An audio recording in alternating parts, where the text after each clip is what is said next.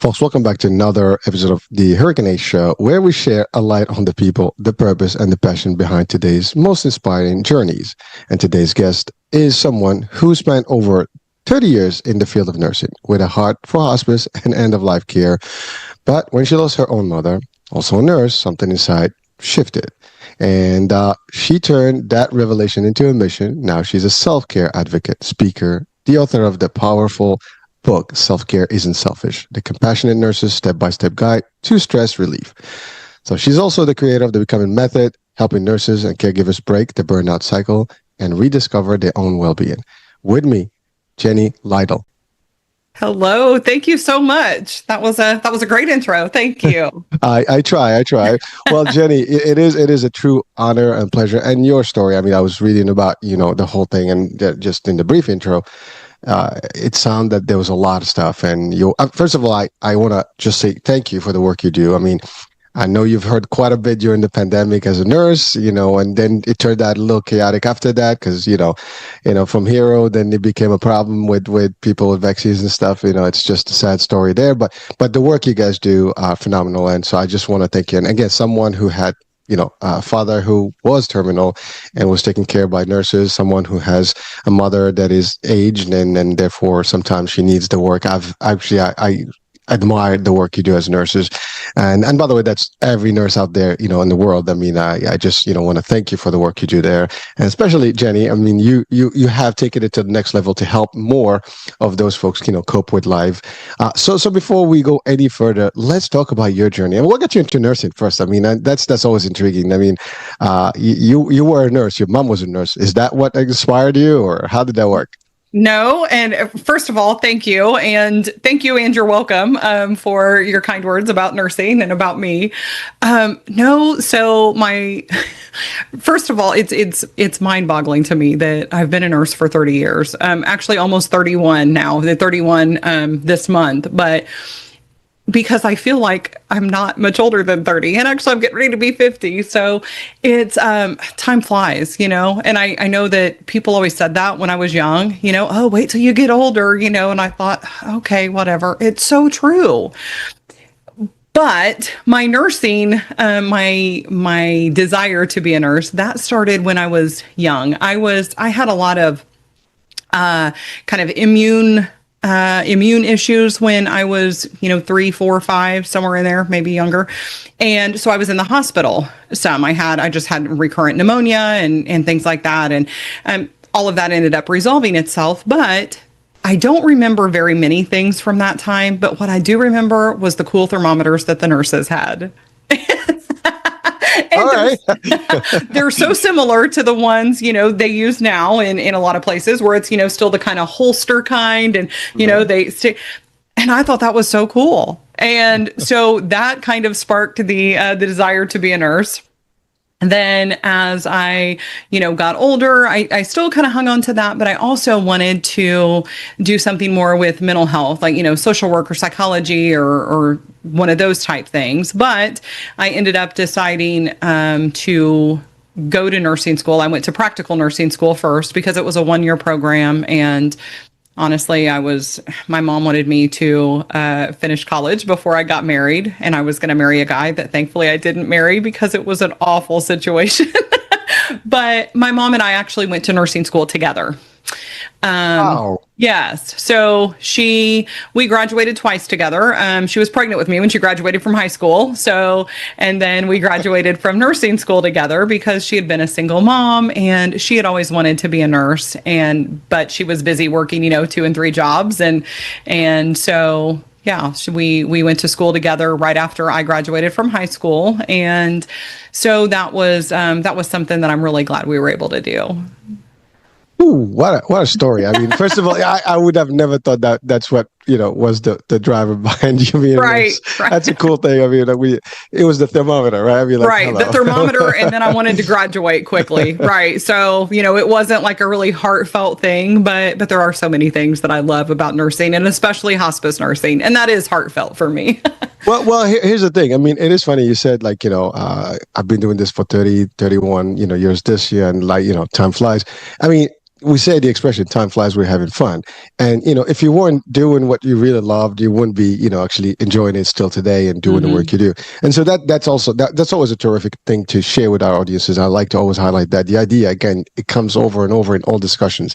People who are enjoying their life and whatever they do are the people who really love what they do in the first place, and they have a passion Hmm. that goes with that. If not, you will be miserable 30 years doing something that you're not going to be loving, is not going to be a fun. You probably wouldn't have made it 30 years anyways, but it is something intriguing when you hear someone go into a field that they enjoy. And then of course, I mean, nursing is a very wild and wide place, right? There's so many Right. options, there's so many ways Hmm. you can. So just so you know, I mean, I'm not sure what state you are, but I actually I worked in one of the largest nursing companies in the states, the VNS and Wyatt. Now they call them VNS Health. This was one of the largest like home Hmm. nursing agencies, like visiting nurses basically, Yep. and we had over 10,000 nurses, that were on the, I guess, the payroll, and we were the insurance department, so we worked together, and especially we were doing long term care, so we work with hospice, we work with the long term care nurses, the enrollment nurses, and the care managers and all the stuff. So in our world, there's always nursing in at least in my field, because Hmm. health plans too. I mean, insurance carriers, they have a full medical team, including medical doctors and nurses on board. So it's I have a very tight relationship with the nursing world, and I understand them well. And I have to say, I've seen it. This is again true genuine, just I guess.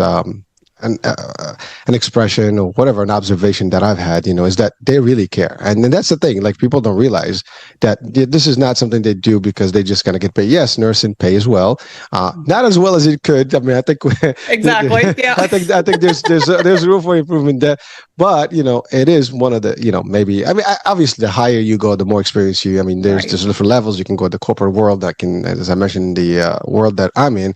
I mean, there are nurses that are like in they have their degrees, the PhDs now, and they're VP level and up in whatever the departments they're in, and they do well. And again, field nurses, NPs. I mean, there's all kind of levels, and they're all good, and they all come with satisfaction. I actually, true story again, in Sandy, the hurricane that hit Hmm. Jersey, New York, 2012, I believe. We had, I mean, it was just a disaster, as you know, and we were one of the first responder, I guess, groups in that time in New York, and we had hundreds of nurses literally mobilized, in areas that were hit before even FEMA. I mean, this is true. Before FEMA hit, that the location we were already there, and so we as the insurance, we obviously there's nothing to do with our work at that point, so we all kind of became their transportation and logistics. So we basically work with them, making sure that they go in safe and in and out of the neighborhoods and the store, whatever they needed their help, and especially the elderly, the buildings. There were no lights, no electricity. I mean, it was seeing them in the work that they did and how they did it. It's just amazing. So again, it's just something I'm always pleased to talk about this, because it's, again, I'm a fan. Right. Well, I can tell, and I love that. I love your passion about you describing all of that. That sounds like something that was an incredible experience. It was, and again, like I said, I mean, I have to say this. I mean, no offense, to my lovely doctors, and I love doctors, but doctors do a great job, but they don't carry the load, on a regular basis at hospital and all the stuff. I mean, nurses do most of the work, that is the ongoing work. I mean, doctors come in, they do the stuff great, they diagnose, they work, they know what to do, Hmm. but the nurses are the ones who carry that work, and I've seen some terrific ones out there that actually, especially even with my mom's care, they take care of her, they really treat her well, and I have to give them credit also in terms of patience, because people, when they're sick, they're not the best, mood, and, Absolutely. and they do this stuff. So it's just another, add, bonus here, if you want to call it that way. But so now I love the idea that you graduate twice with your mom. That was funny. Well, one you were not aware of, the other one Exactly. you were planning with, but that was an experience too, right? I mean, but now Right. that leads me to the question. I mean, here's your mom, you graduate, you start doing the work, and then your mom gets ill Hmm. eventually. Hmm. I mean, that's now you care for her. Was there anything that you were able to do to assist? I mean, how did that work? I mean, again, I don't want to bring bad memories No, here, but no. if it's something to share, because I think it does impact the work you do. It does impact how you felt, and it really is something that other in the same field or any other field will experience if they have something like that. Because I can tell you, when my mom is sick, it does take a toll on me. I mean, personally, Hmm. because Hmm. it affects my work, it affects my schedule, it affects everything, right? And it does give you a level of burnout, right? I mean, so we're going to discuss that in a minute. So let's talk about that experience. I mean, the good, the bad, and ugly, if you want to call it that way. Sure. Sure. So, yeah, so we both worked actually right after school. We both went to the same long-term care facility and worked there. We worked on two opposite ends and on different shifts, but we did work at the same place for a while. And she worked in nursing for quite a few years, but then ended up getting on at Delco, which was the GM factory here in town. And so she retired from nursing to do that because the benefits were great and it worked out really well. But she ended up moving in next door to my husband and I. And so she was a big part of helping out with the kids and things like that, after school and everything. And so she was definitely very involved in our day to day lives. I'm her only child, and she wasn't married. I mean, she had been, but she'd been divorced for years, and so it was really just her and us, and that was something that worked out well. But she had some chronic illnesses. I mean, she had depression and anxiety. She had multiple sclerosis, which she had been diagnosed with in 1980 originally, and then it was when her mom was dying, and that was when my mom was, so in 80 she was 23, and I was just little, but they ended up saying, well, you know what, it's things kind of reversed once my grandma had passed away, and so they're like, it probably wasn't that, it was just a psychosomatic kind of thing. But years later, when she was re-diagnosed, then a lot of the things that had happened, in between that time made more sense. And overall, in terms of having MS for that long, she was in pretty good shape, like physically, but she definitely had a lot of, she had a lot of just pain and chronic things from that. And she'd been on disability for a while.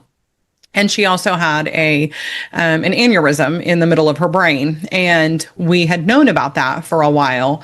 And at first, she wasn't sure if she wanted to do anything about it because it was, the surgery itself was kind of risky because it was right in the middle. And but then she had decided, okay, yes, this is something that I want to do, but she wanted to wait until everything else was taken care of. She was always worried about everybody else, and she had these things that she wanted to do and these things that she wanted to do. And so she ended up basically just running out of time.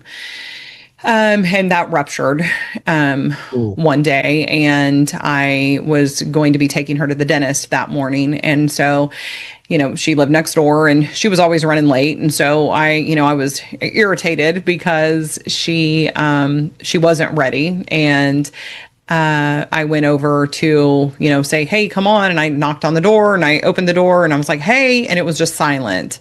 And Ooh. yeah, I found her. She was still in the bathroom, and she ended up passing away about 12 hours later. But in between all of that time, our relationship had definitely changed.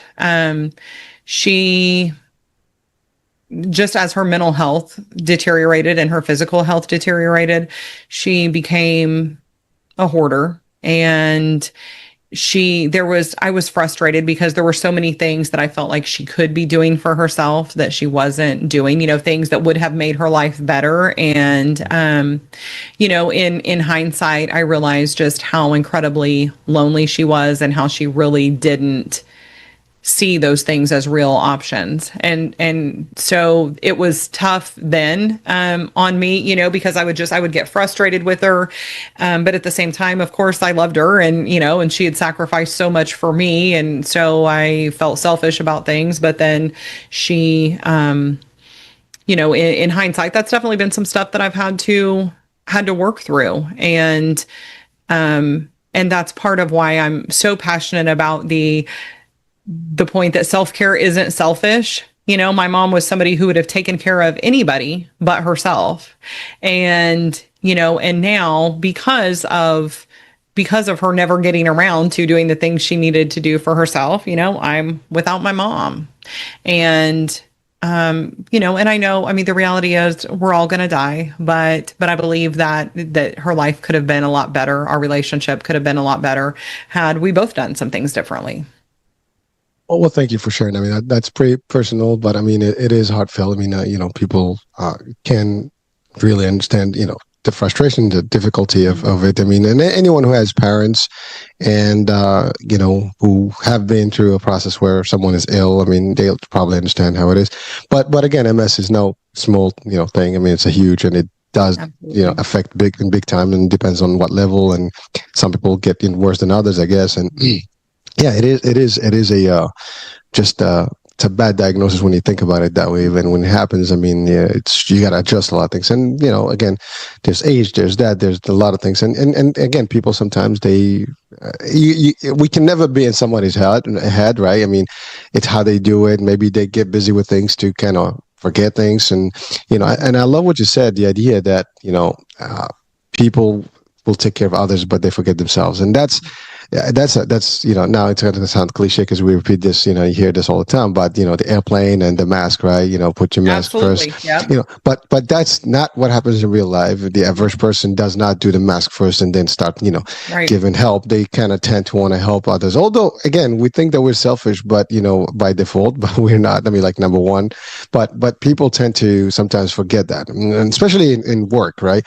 Mhm. At work, I mean, we're just busy and do stuff, and we take care of everybody, and then we're stressed out and go home, and we don't take care of ourselves or our, loved ones. And sometimes you disconnect. Sometimes, you have a bad relationship that can be affected. There's all that stuff. So let's, well, first of all, before I get to the burnout and the work, is that the moment you actually went into like the hospice world and the palliative and, end of life, work, or was it before?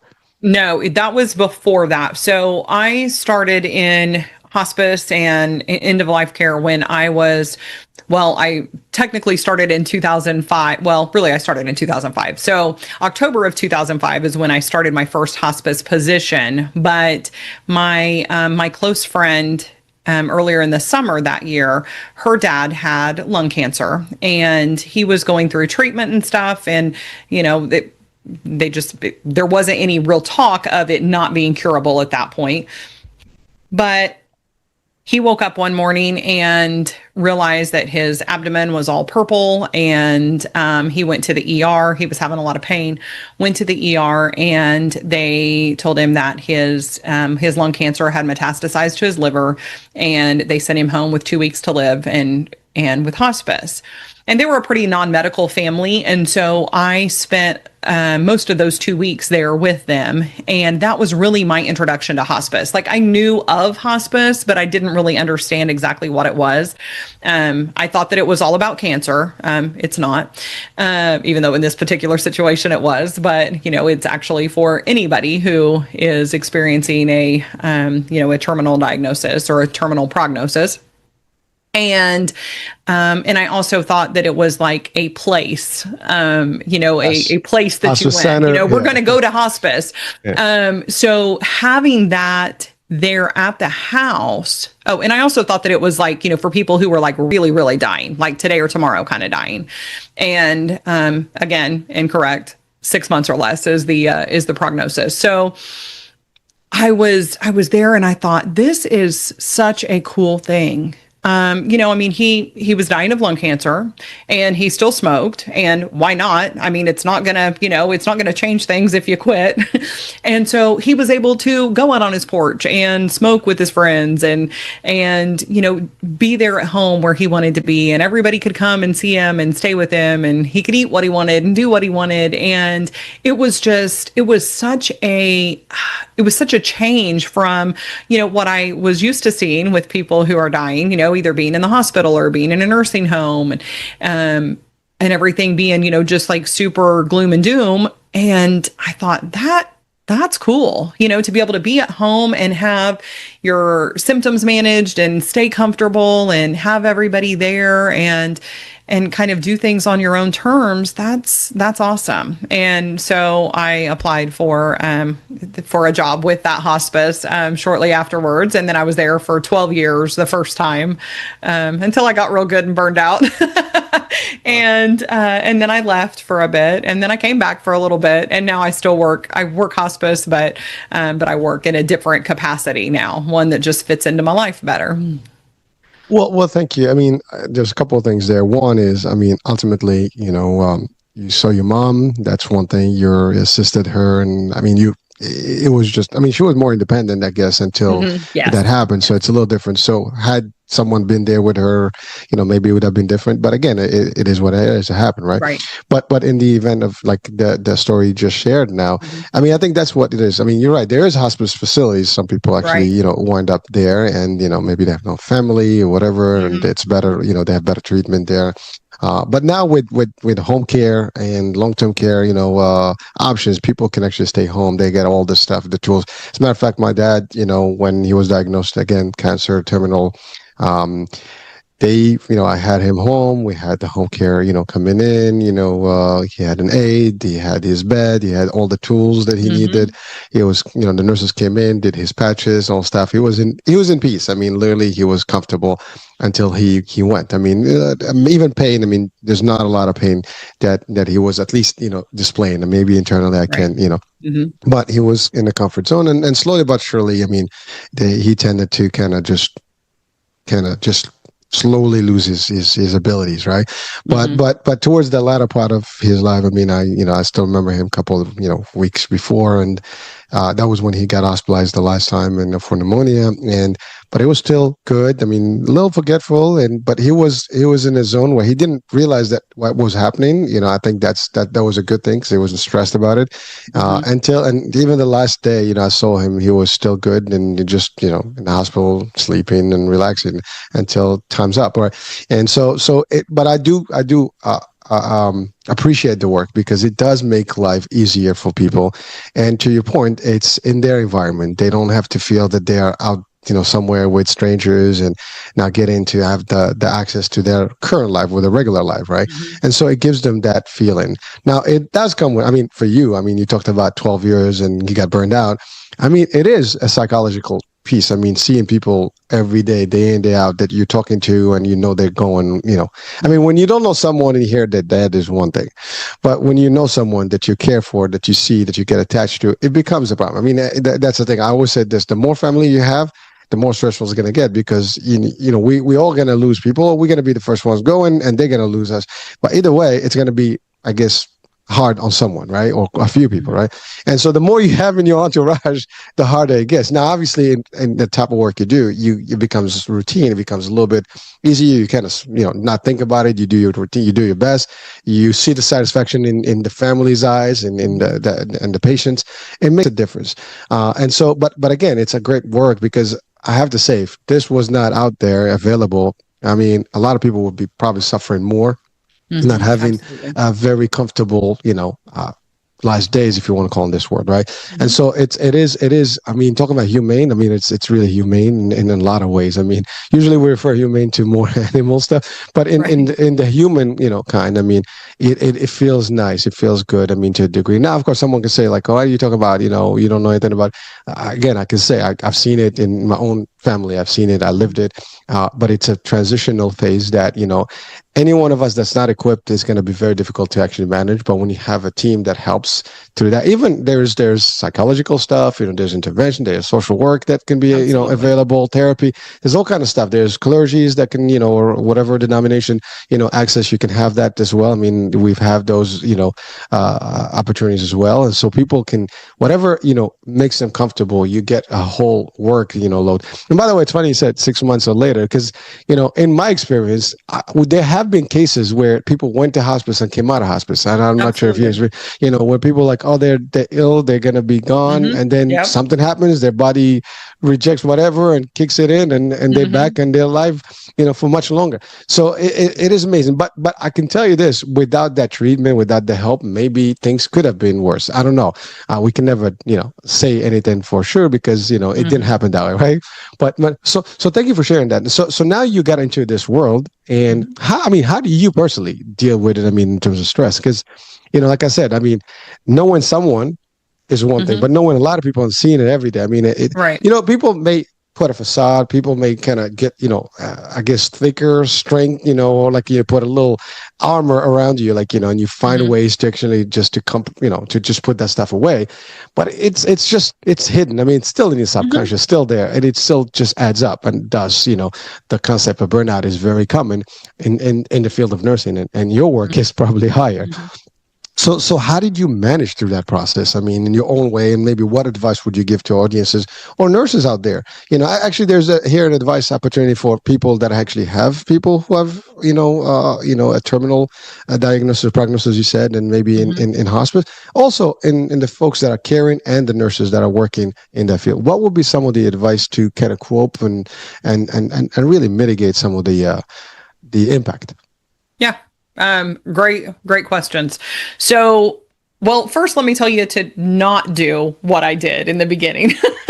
So Good let me one. be your cautionary tale. When I first got started, I loved it. I learned so much. I mean, it really like ignited a passion in me for nursing like had never had. And so when that happens though, when we're so into something, it's very easy for that to take over, especially if you have a personality like mine. I'm kind of all, I'm all or nothing.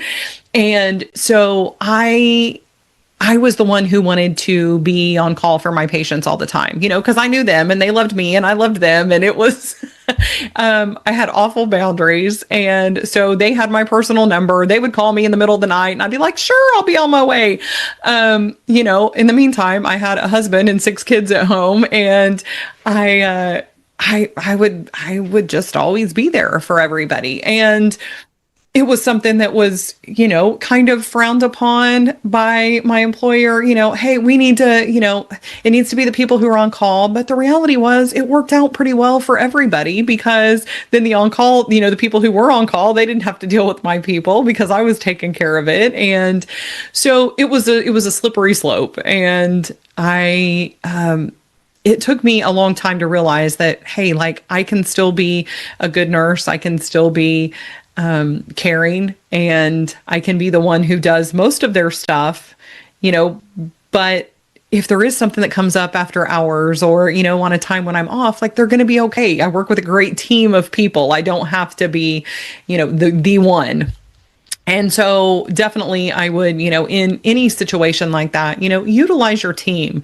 And if you're somebody who's a caregiver at home, maybe, and it's a family member or a friend that you're caring for, if there are other people that you're able to bring in and have them help with things, if you have people saying, hey, let me know if you need anything, take them up on that. And most of the time when people say it, they mean it, but a lot of times they have no idea what to do. And, having like some specific things, hey, could you come over and sit for an hour so that I can, shower without worrying about somebody falling, or so that I can run to the grocery store and feel okay with it, or maybe go for a walk by myself, being very specific about those kind of things, because people who haven't been there don't know the kind of things that you might be needing.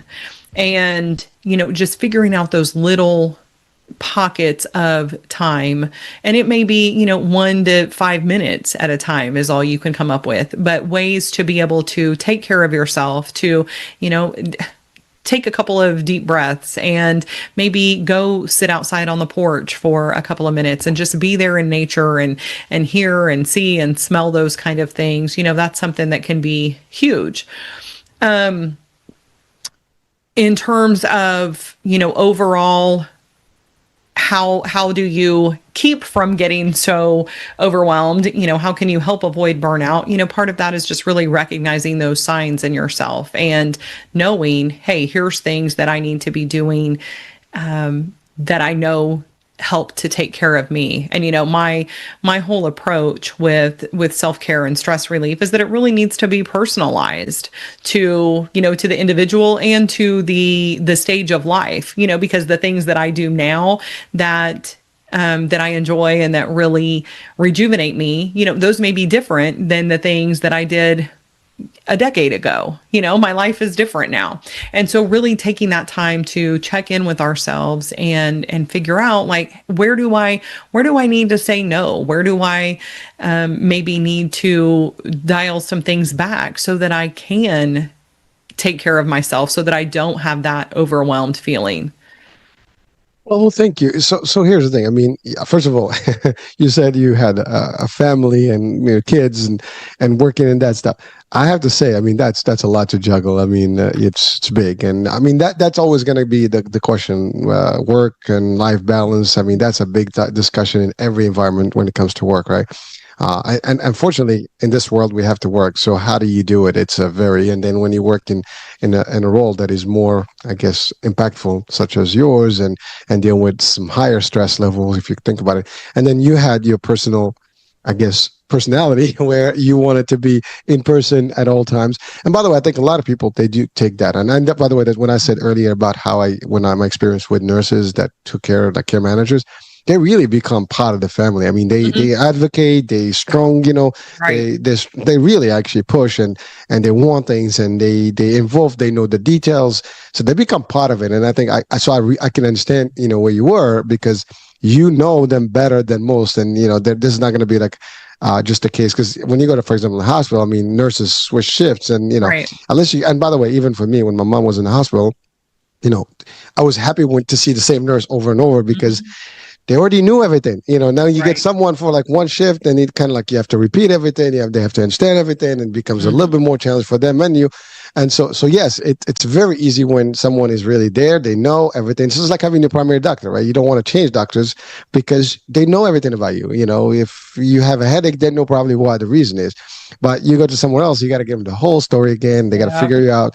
It's a pain. So I get it, but it does have a toll. Now, here's the thing: why is it that, in general, a struggle, to really put yourself first in your function? And I think in a lot of ways, anybody that's a service provider, technically, sometimes they might be, neglecting themselves.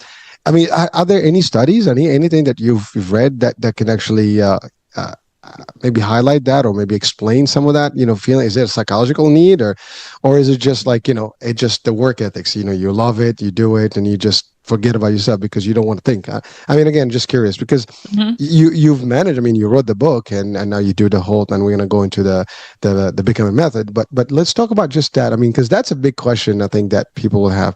Why, you are not really taking care of yourself and taking care of everybody else, and you don't realize that. Mhm. Well, so yes, I think to all of those things that you just asked. So it Okay. is I mean, for some people, it is more pronounced than others.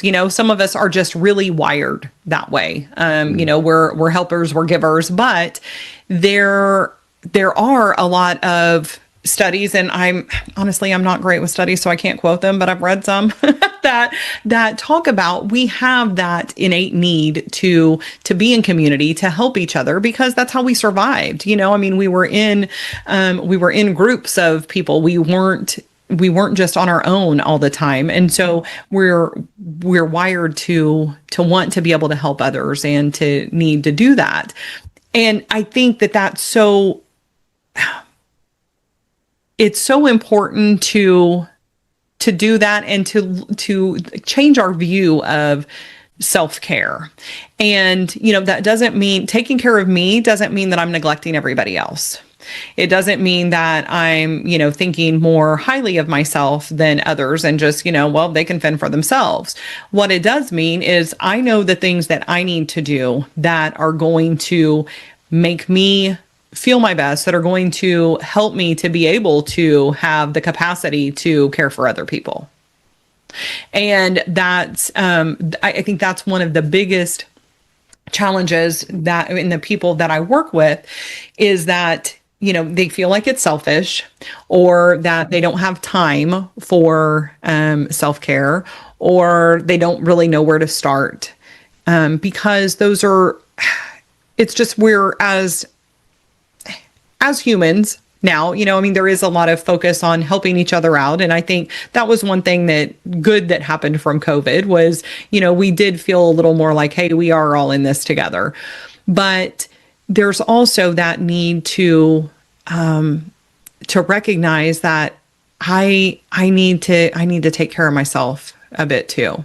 And so it's changing that mindset from, give, and maybe if there's something left at the end of the day, then I'll, take care of myself a little bit. And instead realizing that I've got to start here so that I have the energy and the bandwidth to take care of all these people that I do care about, whether that be professionally or personally. Well, thank you. There's one thing though. I mean, signals. I mean, do people see the signals? I mean, because I think if you're too busy, you might not even see that you are getting Right. overwhelmed, and you might react differently. You might start seeing different attitudes and changes, but you may not recognize that it's related to that, which is basically denial that comes up in everybody's work. I mean, no one wants to admit that they are wrong or they're overdoing things because it's like, no, I got this. I think it's just our human nature. We always try, our ego gets in place there, but it's not really a good thing. But are there signals that we should look and other, folks in the nursing space and especially in I guess, terminal, in hospice, work, can they, is there something that to really like maybe pointers that you can guide them like, hey, listen, if you start seeing this, that, the other, I think it's time for you to kind of push back and just take a whole break a little bit and see what's up, because you might be going into a mood. Because sometimes if you get too much burnout, it might be difficult to come back. It might be stressful enough. It can cause headache. I mean, headache for you in terms of health. I mean, somebody can get sick, through that stuff. Stress can be also tremendous and can have physical, ramifications. So what are some of the things that you can, share in terms of signals that people should look for and when to really stop? I mean, because, it may not be as obvious as it sounds. Right. And absolutely, yes, there are signals, and you're right. A lot of times we don't notice them because it's very easy to attribute them to something else.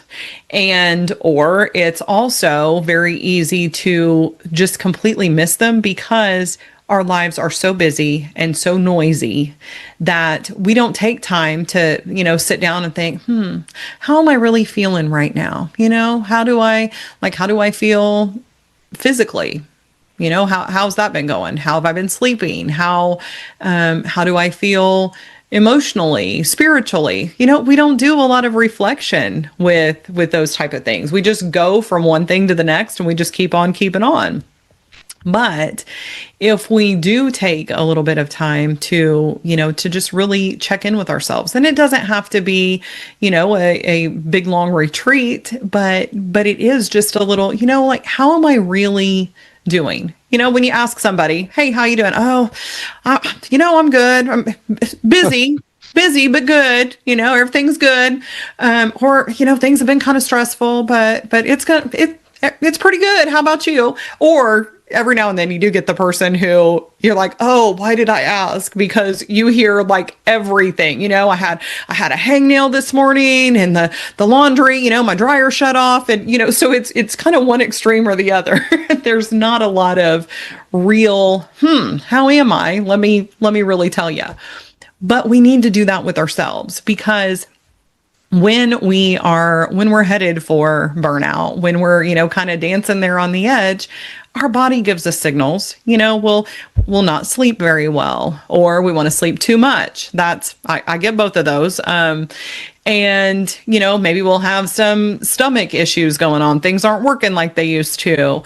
Headaches. That's another one that, we can only handle so much, and we may be piling things on and thinking, hey, I've got this, but eventually our body's going to say, nope, you sure don't.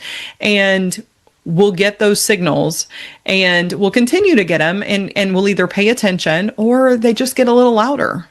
And when that happens, then yes, sometimes there are really, serious consequences from that. You can be looking at heart trouble, or just our bodies just kind of shut down a bit. So when we're not paying attention to those signs, then we're going to have to pay attention eventually. But not only that, but, in terms of, aside from the physical things, maybe you just like a job that you used to love, you just really don't anymore. You find yourself dreading going to work. And maybe it's you can't do things as quickly or as well as you used to. You're making some mistakes with things, and you think, well, I'm getting a little older, or things are busy. A lot of it is probably you're just stressed out, and that's your way of kind of your body's way of giving out a little bit. Also, if you find that you either are much more emotional or much less emotional, so maybe everything just really gets you anxious or gets you kind of tearful, or especially in terms of, if you're talking about healthcare type things, if normally you're somebody who does really feel things and you find that, it's just, hey, it's just same old, same old. I mean, people die. That's what happens. It's, you just move on. And that's not the way that most of us want to be. It's, yes, people do die, and we do have to move on. But I had a situation the other day. I was at an assisted living, and it was one of our patients who had passed away suddenly. And so, now obviously we knew that, the patient had a terminal diagnosis. And so we knew that, at some point, that they were going to pass, but it wasn't expected then. Something was just like a little off the day before, but no real indication that, that they were getting ready to die.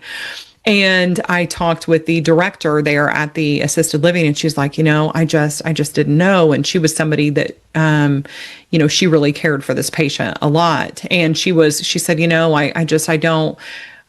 I hate the way that I feel right now. I just feel so, I feel so sad. And I said, but, don't you, wouldn't you want, if this was your family member, wouldn't you want somebody caring for them that felt the way that you feel right now? We don't need to be so professional and so closed off that we don't feel that human. We connect with people, and there's some people that we connect with more quickly and more deeply than others. And that's part of the beauty of being human. And so and she was like, yeah, I do.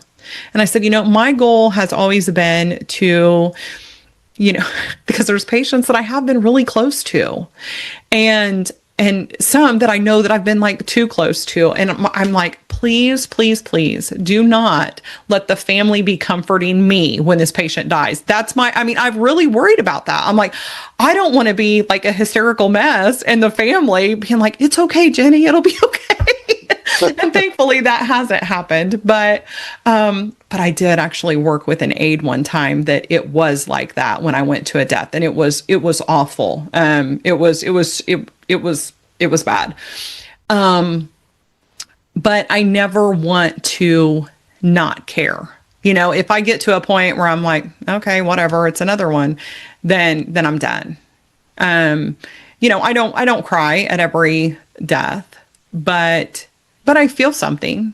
Even if it's somebody that, I work on call now. So most of the time I don't really see the patients that, I don't see them often. So if I'm going to a death visit, it may be the first time that I've ever seen them.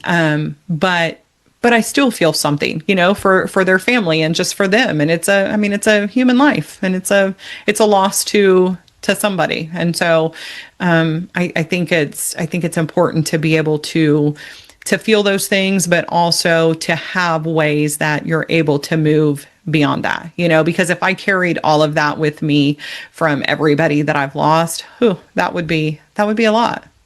Well, thank you, Jenny. And it's, what you're talking about is very big. And I think, this is my personal opinion. I think your work, we should have more services available to you as nurses out there to assist with these things.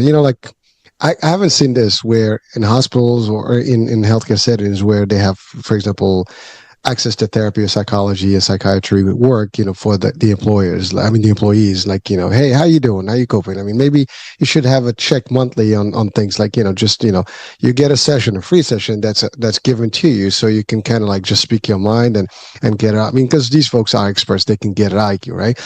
But I don't think that's the case. And so people work until, as you point, when the body is rejecting everything, or their behavior is different, or maybe they're just numb to everything. It's like, okay, another dead, and then there's no more emotions. So to your point, those are clear signals that something is off. You're not passionate anymore. You're just going through the motions, and then ultimately that's not the way you want to be as a human in that particular service, right? Because you're just not feeling it. But I love what you said. I mean, you're right. No matter how connected or disconnected, there's some sort of level of, you feel the emotions of others, and you can feel the energy and things like that. And it does hurt when you see someone that you've cared, for a minute. I mean, people are attached to others by default. I mean, we spend a couple of days with someone, and they become friends, and now you feel some sort of an obligation, whether you like it or not, is there, right? And if they're gone, and the only time you don't feel much of it is the further you're away from anyone, the least the impact is. The more closer you're with someone, it's gonna be heavier. And so in your work, it's like really there. I mean, now on call is a little different, but when you're in a facility, when you're actually constantly visiting and hearing stories and stuff, it becomes part of your own. I've always asked, even I one time I asked, a psychiatrist about how do you do it? I mean, because really, I mean, you hear all these stories and all these people are confessing and talking to you about their problems. Shouldn't that take a toll on you? I mean, but they have the way to deal with that. But in your case, I hope that maybe people out there start thinking about adding that service, as available, not just as when needed, as basically a routine check. Hey, listen, how you doing? Just go in and check with people. And maybe people would be reluctant in having that, open and I'm just going to see my psychology today, I'll get some therapy session. To me, I don't see a problem with it. If someone is going to be able to get me aligned, I mean, it's like having a chiropractic for the mind, Right. let's align, Yes, get your a little spirit. adjustment. Yeah, let's get adjusted, right? And be better, because then I can do more. To your point, if you get to the point where it's too late, you might just not like what you do anymore. And by the way, you can make mistakes at that point too, which could be critical. And I don't think facilities and healthcare systems will like people making mistakes anyways, because that's lawsuits that are that could happen and things like that. So financially, it's not a good thing, or reputation can be harmed. I mean, media gets a hand of something like that. Forget about it. It's like, hey, we got them, right? So we don't want that. But maybe I think, again, this is just my wish, and hopefully, I'm sure there's some places where it is, but it's not global. I haven't seen it as a common practice where everybody that has a team, and you mentioned COVID and how you felt that we come together in unit. But, talking about nurses in that time, I mean, any healthcare, provider, everybody was overwhelmed. I mean, there was nonstop. It's like, and that's the other thing. I think nurses work a lot more today than they should. Don't get me wrong, but when you do 12-hour shifts, I mean, in some systems it's 12 hours, 3 days, whatever, 4 days a week. Yeah, to me, that's a lot of hours, of working. I mean, I think 8 hours is good, especially the work you do. Again, I'm not the expert, but, I just don't see it, that it gives. And I've seen people they work, they love it. Yeah, when you have the energy, you're still young, you might be able to do it. But people also are different ages are going to get different feeling about it, and it's going to take a different toll on them. So, all right. So thank you. So now let's quickly, switch gears to your book, and then we'll talk about the method. All right, your unique method. So the book itself, you wrote that, kind of like a guide. What is the purpose of it, and how can people benefit from it, and some highlights. So it's So yes, thank you so much. Just to touch a little bit on what you just said, because I don't want to forget that, and I think it is so important about the the therapy and being able to decompress and stuff. And most employers do have like the EAP, the Employee Assistance Program, where you can get like 3 sessions, over a year, or maybe that's even a lifetime. I don't know, but I don't think that's really taken advantage of, and that's something that I would love to. I'm not a psychologist, but but I do coach people around stress relief and self-care. And I think so much of it is that being able to have somebody that you can be open and honest with and get some, hey, well, what about, what if you tried something different? What might that look like? And so that's something that I want to do more of and get in front of people where it can be a more proactive type thing instead of, just waiting till people are burned out and then hiring more people that then are going to get burned out.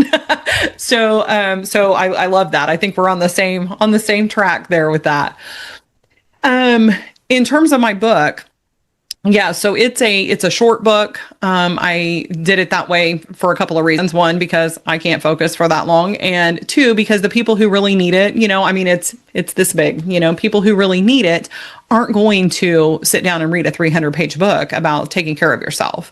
And so it goes into my story, but also it's just very practical, reasons why we need to practice self-care, what that really looks like. And it's not just spa days and bubble baths, and then some, just some very practical things that here's things that you can do, kind of a menu of options just to get the juices flowing a little bit and help people understand, that anything can be self-care if it's something that really, nourishes you and helps you feel like your best self. So Right. it's an easy read. You can read it all at once in probably 2 hours. And if you're, actually working through the exercises and stuff, then of course it'll take a little longer, or you can jump around and do, bits and pieces of things as it fits into your life. I love the concept. To your point, you can read a full, series of books about things, but sometimes you just need, some people actually don't need a lot. They just need Mm-hmm. the guidelines, this is to hit the marks, right? I want this, step one, step two, step three. Let's see how, and it's like a quick guide reference that can help you, manage, right? And so I Mm-hmm. like the concept that it's just smaller, not extensive, but it's really to the point and it can make a difference. So thank you for that. And, congrats on that one. I mean, hopefully there will be more coming in the works. I And think so, there will. there you go. So yeah, kind of psychic. No, I'm just kidding. But again, I can see that you already have the passion, and once you do the first one, I mean, it's just a natural thing that you're going to do a sequel, a secondary book, or maybe Right. a more advanced one, right? And now you might even put a whole novel together. Who knows, right? Thought about that. So we'll see. There you go. There you go. Again, I'm just kidding. Just been doing this long enough, right? All right. So now let's talk about the becoming method. I mean, like, Yes. what does becoming method mean? I mean, what is that? I mean, it sounds interesting and intriguing. So let's share that with people. Sure. So when I first started my coaching practice, I named it "Becoming Your Best" with Jenny Lytle RN, and so that was because I believe that we're all just becoming. We're never going to arrive. We're never, I'm never going to be like, okay, well, I'm done now. I've accomplished everything I wanted to. I'm the best version of me. Instead, it's a process, and so that is. I want to be becoming until the day I die. And so when I was looking at things in terms of, trying to put together a framework for being able to help people through, okay, hey, I'm like way over here and I want to be over here. How's that going to happen? For me, when I was going through my own burnout journey, it was about a year of, it was a lot do. And so I took the nursing process, which is a framework that, that we do things with, and then kind of combined that with some of the other things that I had done. And came up with the becoming method, which is, I mean, each letter stands for something. So, B is baseline. And so that's where are you starting? Because if you're going to go somewhere, you got to know where you're starting from to begin with. And then each letter means something different. And it's all about really being able to just step by step personalize.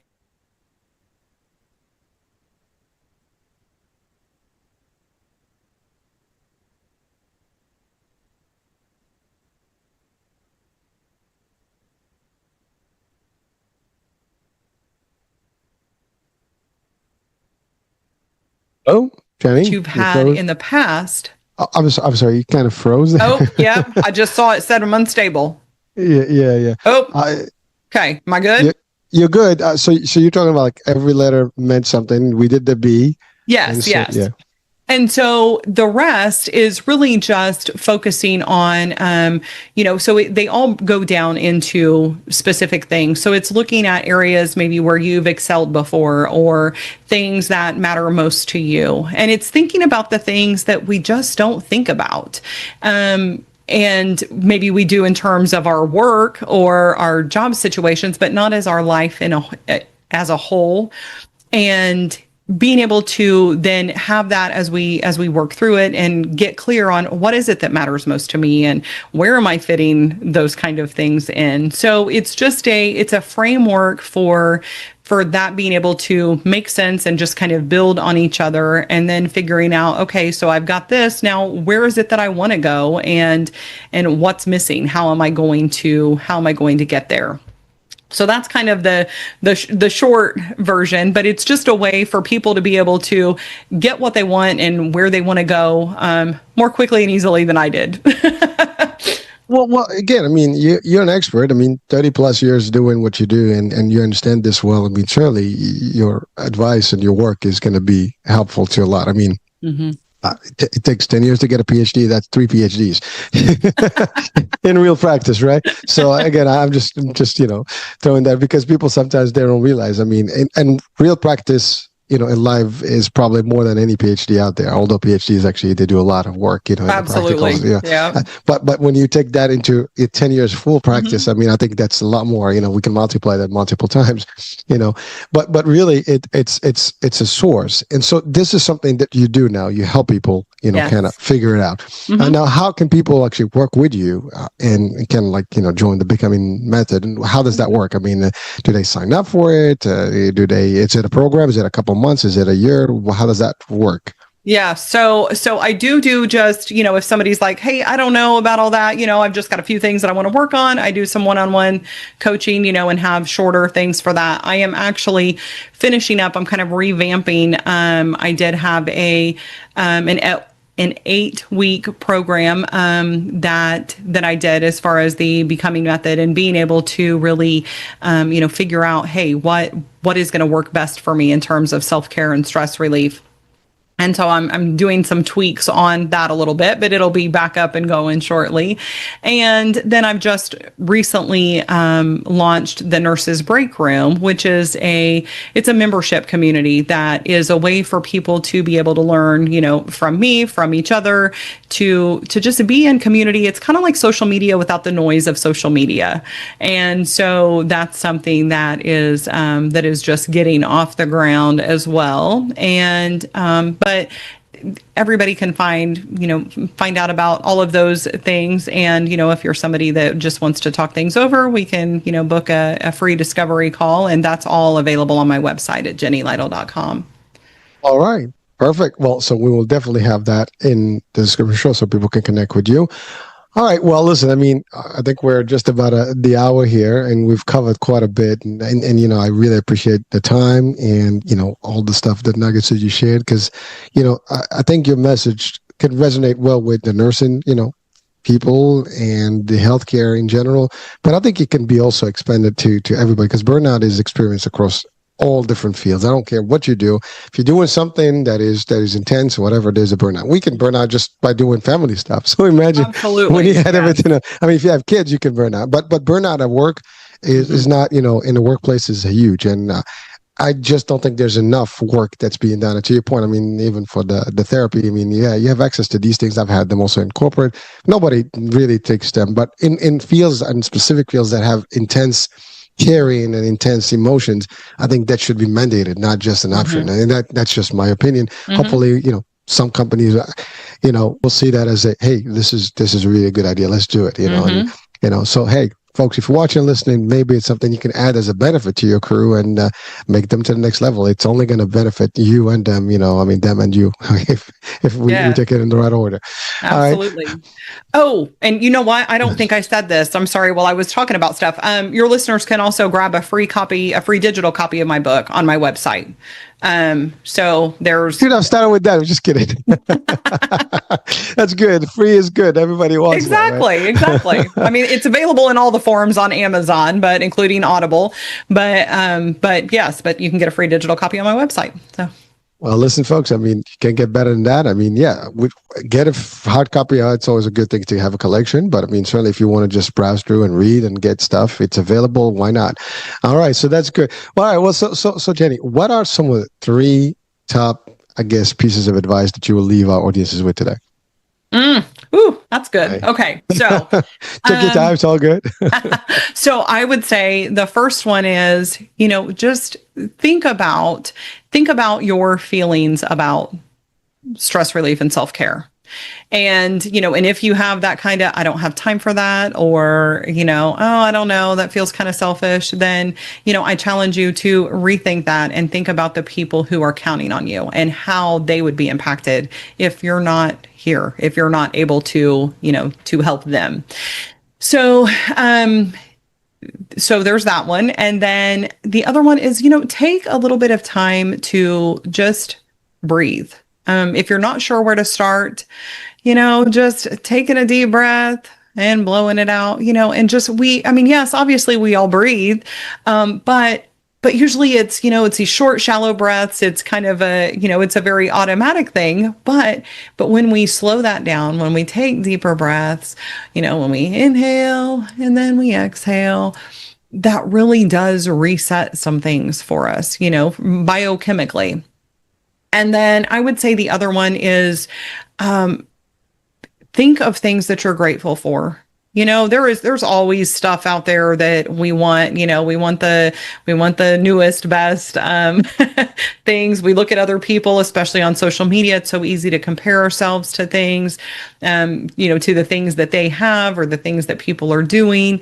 But when we just get really specific on all of our blessings, all of the things that we're grateful for, doing that practice at least once a day, but, in the morning and of an evening, if you can fit that in, and just look around and think of, like right now, I mean, the sun is shining and it's beautiful, and I've got air conditioning and that's beautiful too. It is, trust me. And when it goes away in the heat, you will feel the difference a lot. Absolutely. And the fact that we're able to have these awesome conversations and meet people that we never would have met before, it's just things like that are amazing. And when we focus on those and really, think about it, then we start looking for more things that are going right.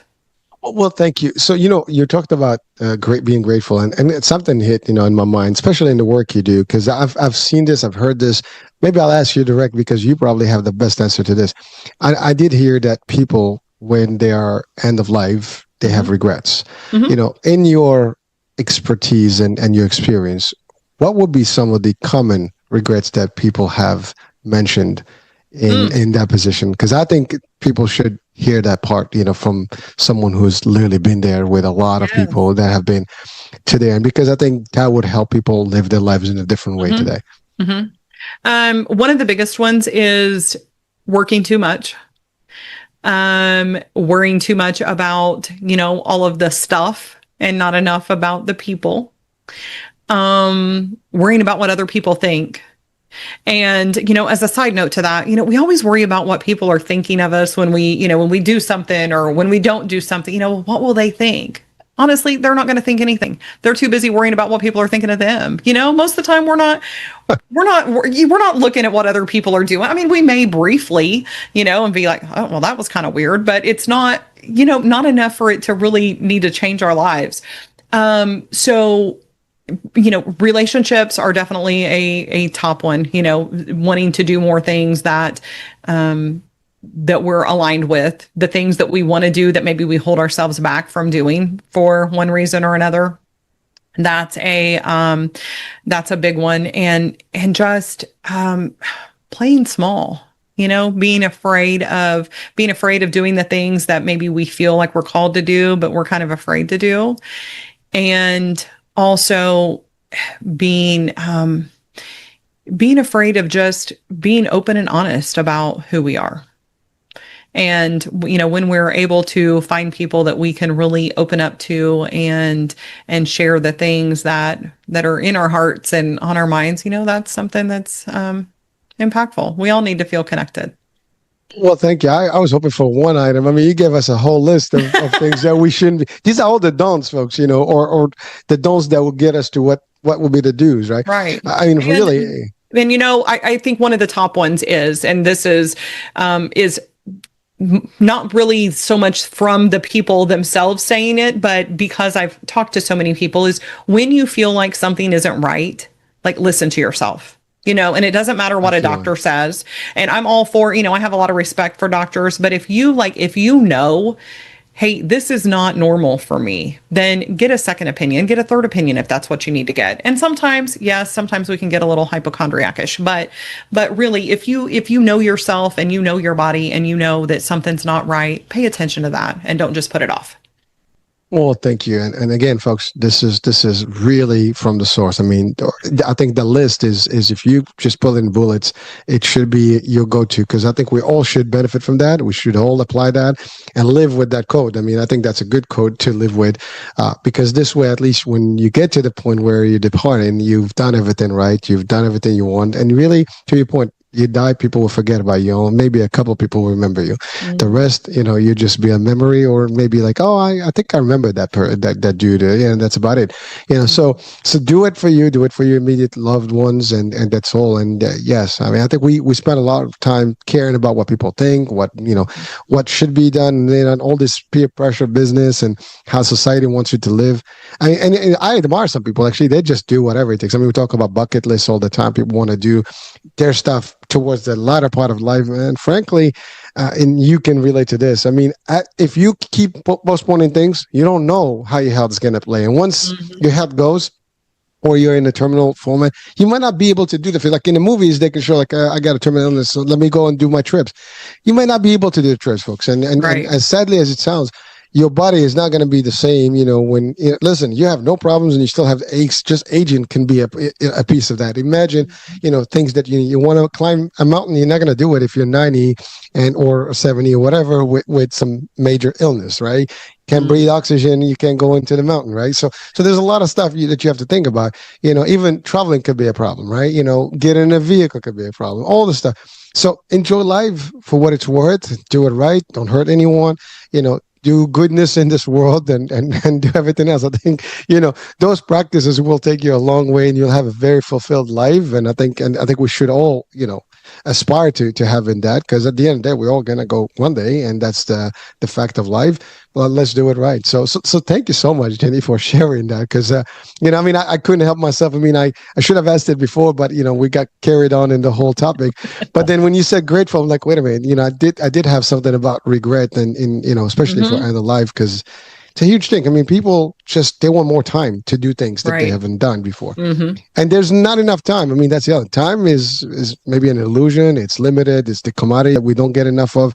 And people sometimes don't respect the time, it's just, I'm just going to kill time. No, you don't kill time. Time is killing you. I mean, look, think about it, right? We hear that, so, I'm just killing time. No, you're not killing time. Yeah, time is killing you, because that's the time that you're not. Enjoy it, learn something, do something, get an activity, take care of your body. I mean, a lot of things. Well, Jenny, thank you so much. I mean, I know I already asked you for your last, points, and bullets. So we're past that point. So I want to thank you for being with us and really bringing your knowledge and skills and expertise to our audiences here. Thank you so much. Well, thank you. I really appreciate it. And I think you're one of the few people who talks maybe a little faster than I do, even. I've been told that, but as long as you can, capture me, it's all good. I got it. Yeah. Awesome. But thank you. They don't call me Hurricane. They don't call me Hurricane for nothing. Exactly. Thank you. That's fun. That's good. Well, listen, folks, I hope you had fun with us today. I mean, it's a lot of stuff. It is a powerful discussion today, that we had. And, obviously Jenny is an expert in this world. And yes, do check out her site, do check out her work. And if you think you need help, definitely check out the Becoming Method and, connect with her, see what it does for you, because I think we all need work and help. And, nobody is beyond help here. So I can tell you that much. Everybody can use some sort of help one way or the other. We do some of it through this work of podcasts and shows, but really sometimes this is just giving you the headlines. You want to get into the deep dive with someone such as Jenny, so do that. That being said, I'm Hurricane H. We'll be talking soon with the initial topic. Bye for now.